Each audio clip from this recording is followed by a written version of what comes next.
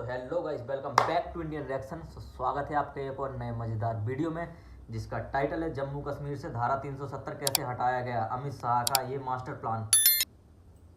भाई साहब, मतलब धारा 370 तो हट गई जम्मू कश्मीर से, बट किस किस का हाथ है और कैसे हटाया ऑफिशियली सी बात है, सबको पता है, बट खान सर ने बताया है, जो कि खान सर का वीडियो है। सो अच्छी बात है क्योंकि एजुकेशन के साथ साथ कॉमेडी भी जरूरी है। So let's play Khan sir. 370 है इसमें। अब जम्मू कश्मीर को 370 में रखा गया तो वो भाग कितना में रखा गया? 21। 21 क्या है? अस्थायी, संक्रमणकालीन, ये सब टाइप का।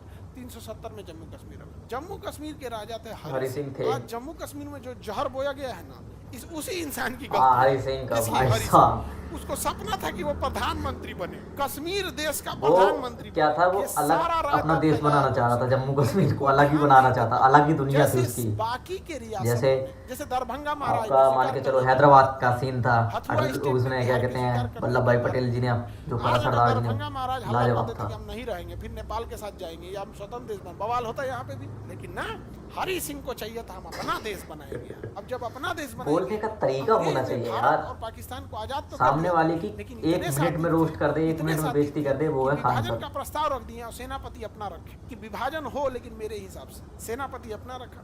तो भारत का सेनापति जनरल बूचर उसने सेना को आदेश नहीं दिया, कहा कि जब हरि सिंह आदेश दे देंगे कि आप मतलब हम भारत में मिल गए तब सेना भेजेंगे। उधर पाकिस्तान का भी सेनापति क्या था? अंग्रेज, पता नहीं क्या नाम था पता पाकिस्तान के सेनापति के नाम हम की सही बात है, हम की भी याद रखें भाई। हम पाकिस्तान पे ज्यादा नहीं गुस्सा होते हैं जितना भयानक हमारे गुस्सा होते थे दादा। अगर उनको खाना खाने के टाइम कोई पाकिस्तान में बोल दिया ना तो मतलब इतना भड़क जाएंगे कि फिर उनके भूखे मर जाएंगे। वहाँ के कहते हैं कि भाई मुसलमानों खतरे में, खान सर को देखो।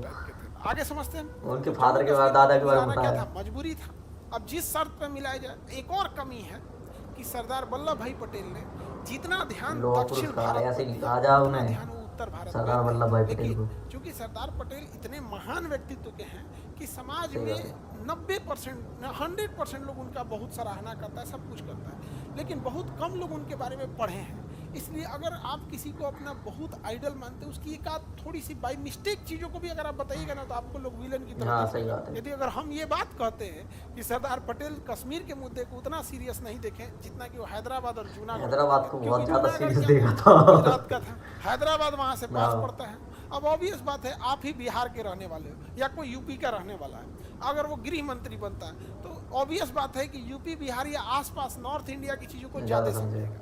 आप कर्नाटक केरल वाले में उतना नहीं समझ पाएंगे। तो ये थोड़ा सा था, वो उतना नहीं देखे उसमें। जवाहरलाल नेहरू इसमें देखे, तो अब एक प्रधानमंत्री किसी डिपार्टमेंट को उतना नहीं देख पाता। जवाहरलाल नेहरू उतनी ज़्यादा ही नरम दल के बनने के चक्कर में मेन जड़ कौन था? हरि सिंह। तो हरि सिंह ने कहा कि हम ये बनेंगे, तब तक पाकिस्तान ने क्या कहा कि हम सेना तो नहीं ना भेज सकते हैं, लेकिन हम अपने भाइयों को तो भेज सकते हैं। तो उसने अपने आतंकवादियों को भेज दिया और आधा कश्मीर कब्जिया लिया।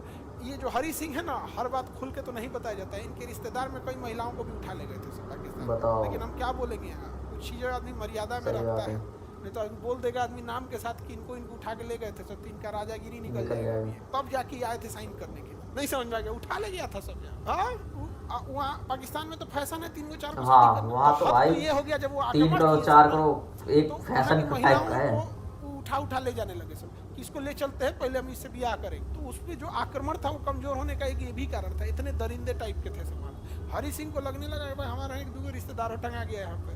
अब हम अब आप समझिए क्या होगा। आप कहीं अगर आपको देश सुन रहा है तो कुछ आपके प्रति भी जिम्मेदारी होती है, लेकिन देश के लिए हरि सिंह ने अच्छा नहीं किया। तो उसके बाद हरि सिंह भागे आए नेहरू जी के पास, हम साइन करते हैं। तो 26 अक्टूबर को जाके साइन किया। अब बताइए, देश आज़ाद हुआ है 15 अगस्त, सितंबर, अक्टूबर, 2.25 महीना बाद उस इंसान ने साइन किया। सोचिए 2.25 महीना तक हमारी सेना नहीं जा पाई, घुस गया पाकिस्तान अंदर तक। और इंडिया और ब्रिटेन यही चाहते थे, ब्रिटेन इशारा में चाहता था कि हम विभाजन करेंगे, लेकिन हम लड़वाएंगे आपस में। ब्रिटेन ने विभाजन कर दिया और जिन्ना को चढ़ा दिया है। सेना अपना आतंकवादी गुजारना तो इधर यहाँ क्या जाता भाई, ये सच्चाई है। अगर घर में फूट पड़ती है, सरदार पटेल भाई में अगर फूट पड़ती है ना, तो वो पड़ोसी का ही होता है, एक दूसरे को भड़काएगा। साइन नहीं करेंगे जब तक हरि सिंह साइन नहीं करेंगे। हरि सिंह साइन नहीं करता, लेकिन गलती क्या हुआ, उनके रिश्तेदार टांग ले गए सब।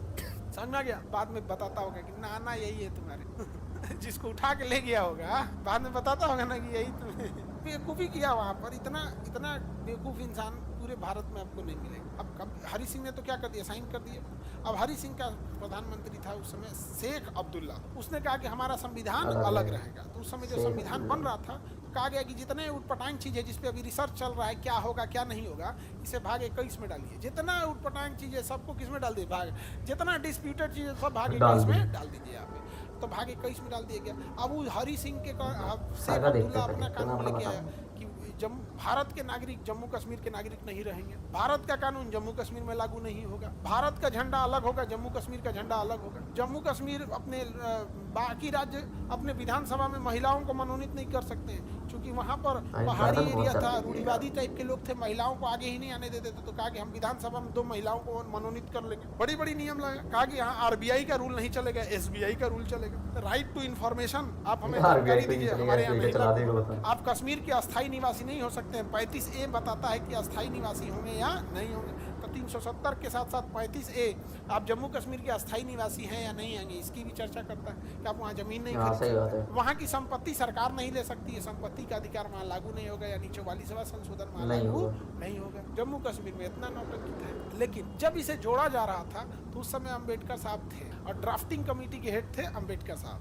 और अम्बेडकर साहब ड्राफ्टिंग ऐसा जम्मू कश्मीर में जब तक 370 है जम्मू कश्मीर की सीमा है, भारत की सीमा है, तो हम लोगों ने 370 के दिए गए प्रावधानों को खत्म कर दिए, न कि 370। तो कहने का मतलब वही है, भावनाओं को समझिए कि 370 से प्रॉब्लम थोड़ी था, प्रॉब्लम हमको उसके दिए गए प्रावधानों से था। हमने उसी प्रावधान को खत्म कर दिया। भाई 370 से हमको क्या नहीं समझे।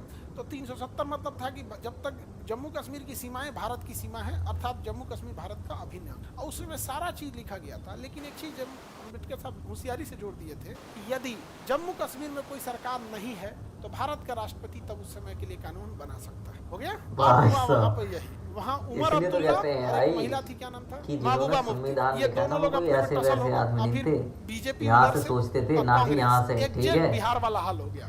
बिहार में ना कांग्रेस सरकार बना सकती है, ना बीजेपी, RJD और JDU अकेले कोई फिलहाल सरकार नहीं बना सकता है। तो कोलिजन गवर्नमेंट होती है, मिलीजुली सरकार होती है। और जब मिलीजुली सरकार होती है वैसे घींच तान के चलती है, घींच तान के चलना पड़ता है। एक यहाँ खींच रहा है, एक यहाँ खींच रहा है, वो क्या कर रहे हैं, खींच तान के चल रहे हैं। बीच में गठबंधन टूट गया। गठबंधन क्या हो गया, टूट गया। अब अम्बेडकर साहब का वो दिया गया मैकेनिज्म ट्रिगर हो गया कि अब राष्ट्रपति को अधिकार है, अब राष्ट्रपति को अधिकार है। अब इसमें थे अमित शाह। अमित शाह ने जो वाटर टाइट प्लानिंग किए थे, अब तक भारत के संविधान में 370 को हटाया, रोस्टर तैयार हुआ। रोस्टर मतलब टाइम टेबल। 10 बज के इतने मिनट पर राष्ट्रपति के पास जाएगा, वो 5 इतने पे साइन करके यहाँ आएगा, लोकसभा में इतने बज के इतने मिनट पे विधेयक आएगा, डिस्कशन गया भाड़ में पास हो जाएगा, 1 घंटा के अंदर राज्यसभा में जाएगा।